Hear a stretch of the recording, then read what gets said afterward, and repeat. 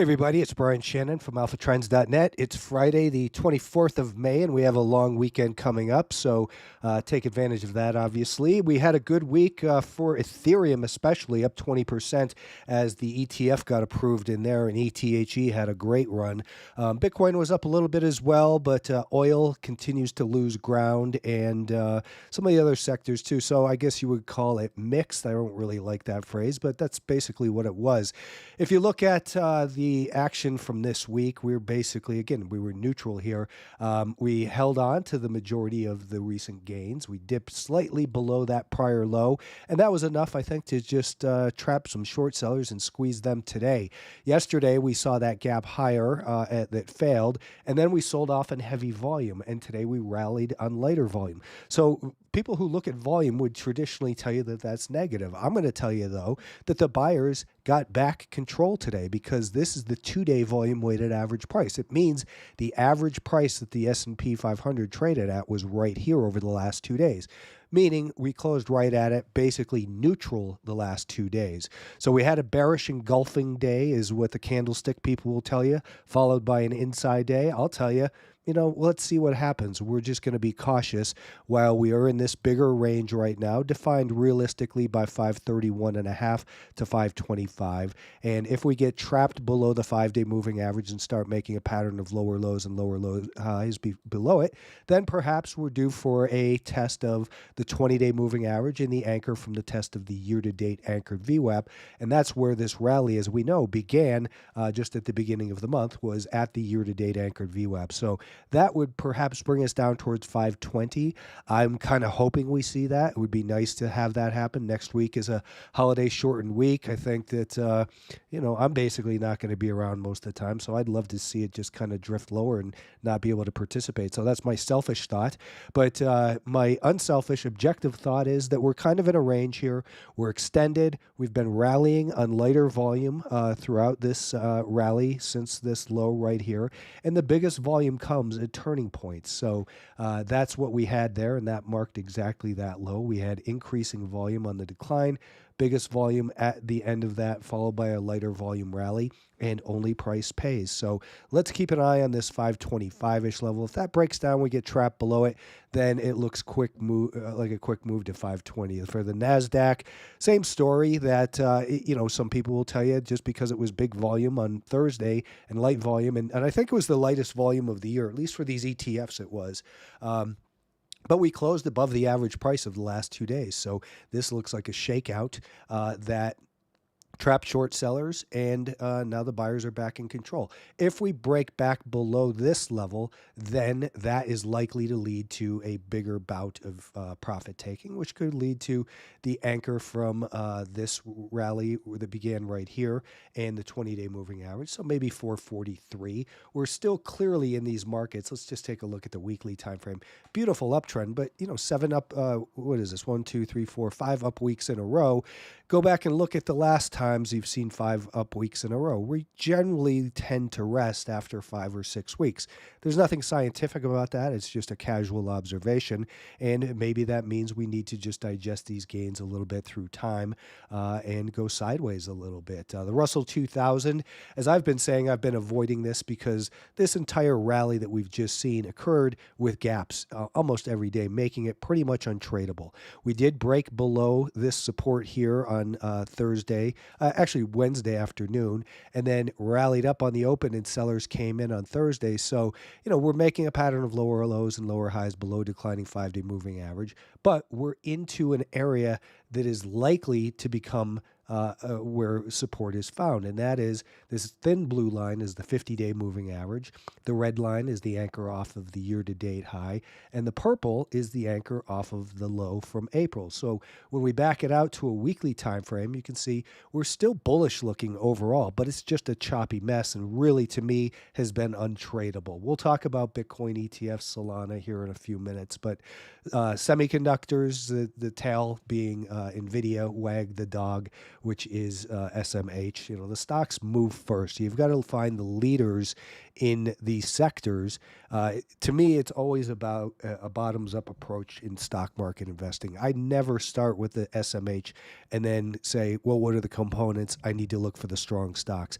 I look at the components and say, hey, NVIDIA is strong, SMCI is strong, AMD is neutral, and then start to say, what is the picture that's painting for the overall market sector, that is, and for the semiconductors? We're at a new all-time high here on a weekly closing basis, and I guess on a closing basis for the day as well, because we're up $4.44. So looking at that weekly chart, it's very difficult to become bearish up here.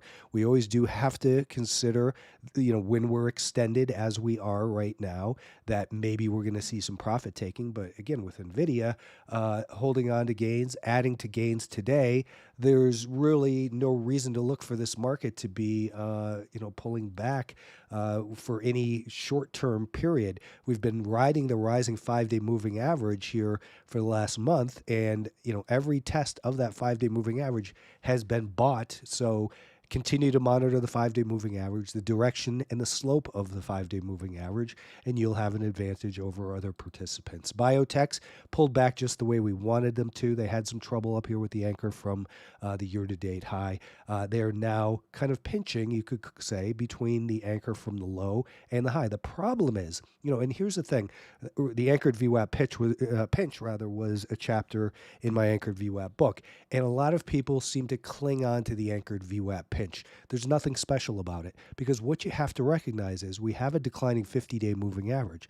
We are below declining 5-day moving average. So while it is technically in a pinch, consolidating between the anchor off of the low and the high, what we really want to see is a tightening of this range in here, maybe over the next week, 2 weeks, and then as it builds energy with higher lows, more repeated tests of that resistance, then perhaps there would be a sustainable move to the upside on the biotechs that could go back here and maybe, start to say on this weekly time frame, maybe we can, enter a new uptrend. But right now, the way we see it, I see it, is we had this high, we had this high, we have this low, and we're just kind of neutral in here. So I don't really see any reason to have any particular interest in this group, not the sector. Of course, there's always individual stocks, and your job is to go find the individual stocks. If you like biotechs, find the ones that are making progress to the upside and showing relative strength. Financial stocks did succumb to a little bit of profit taking. We've been talking about how strong they've been and how they've been grinding higher, and this is what I had sketched out for subscribers to Alphatrends on Tuesday or Wednesday, I forget, saying, we've got a little bit of profit taking after the break to these new highs here. And it wouldn't surprise me if we get trapped under the 5-day moving average to pull back. And it pulled back right to where it was supposed to. This red anchor from the previous year-to-date high is right here, along with the anchor from this low. We've got the red 20-day moving average and blue 50-day moving average. So this area is supposed to be support. Now, it's maybe starting to show some support, but it's below declining 5-day moving average, so there's no reason to buy it yet. Let other people do the dirty work of finding the support. And maybe in a week, week and a half, if it does something like this and we get an anchor off the peak that looks like that, then perhaps it's a buy over here with a stop under there. But don't buy the dip. Don't buy into weakness, because you're just going to likely end up with frustration or worse, most likely losses. Energy names, very clear pattern here. We had this high and then a low. We had a lower high and a lower low. We had another lower high and another lower low. So the sellers are in control of the energy names. Maybe they're going to find some footing in here, but I don't see any evidence of it yet. Perhaps we pull back to the year-to-date anchor and the 20 and 30-week moving average, but I would say stay away from energy stocks for now. They are clearly being sold, and they've done so in 3 sharp moves lower. 1, 2, 3. Elliott wave people might say that this is, the wave 1, 2, 3, 4, 5, and that's where it's supposed to find buyers. And maybe it is, but there's no evidence of that yet. You can use things like Elliott wave candlesticks, Fibonacci, just like you use simple moving averages and like you use anchored VWAPs. They're levels of interest. You want to say, okay, is there sufficient evidence to look closer on a shorter term time frame based on my Elliott wave or my year-to-date anchor, and then look at that shorter term time frame and say, does it make sense? Well, does it make sense to buy something where on the 30-minute time frame we have that same exact pattern that we have on the daily time frame, which is lower highs and lower lows? I'm not going to be a buyer where the short-term and intermediate-term trend are lower. It's just stupid. It's throwing your money away. Wait for the evidence that the buyers actually show up. Let's take a look at crypto here. Here's Bitcoin on the daily chart. It pulled back on Thursday, and this is officially Saturday right here. I'm doing this Friday night, but for crypto hours, it's officially Saturday. Anyways, we got a nice pullback right to really kind of where we were supposed to. I was hoping we would pull back a little bit deeper, but I did. I'd mentioned it on, I think it was on Twitter, that I'd sold some at 70,800 and I repurchased it at 67. I think it was 67.8 or so. Anyways, where are we? Well, we've got the anchor from that all-time high right here at 66. Let's just call it 66,000. We've got the 50-day moving average, that green line right in here. We've got the blue 20-day moving average. We've got the anchor off of this low. So it looks to me like Bitcoin should be, finding support in here. We've got the weekly chart on top. Let's change the scaling so you can see that. Here's that daily time frame, and here's the 4-hour. So it's not ready to run much higher here. I have a half a position in this right now. If it pulls back all the way down to 64, I think that would be a place to maybe reconsider. That is actually getting more aggressive with the purchases. Ethereum, as we noted, had a big week not after, but prior to the announcement. A couple of analysts said on this day over here that it looks like a 75% chance that the Ethereum ETF would be approved. That's when the Ethereum ETF had this big run, and fortunately I had some in my wife's account, so she was happy about that. We purchased it, I think, over here, and sold some here, and then sold the balance right there.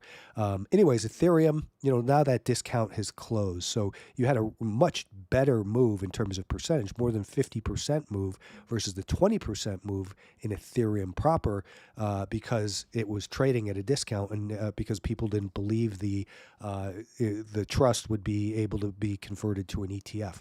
Anyways, that trade is over. I think Ethereum needs a little bit of time to settle down in here. Ideally, what I would like to see is maybe a little quick shakeout and then recovery, and then continue on to go challenge these all-time highs, which are up near about 4,500. Solana is still kind of consolidating in a very similar spot to Bitcoin. So let's look at the daily chart of Bitcoin right here, and then replace that with Solana. You can see the anchor off of that high. We've got the rising 20-day moving average, the 50-day moving average in here. We can throw an anchor on this level right here. So keep a close eye on Solana if that's one of the cryptos that you trade, and enjoy your long weekend.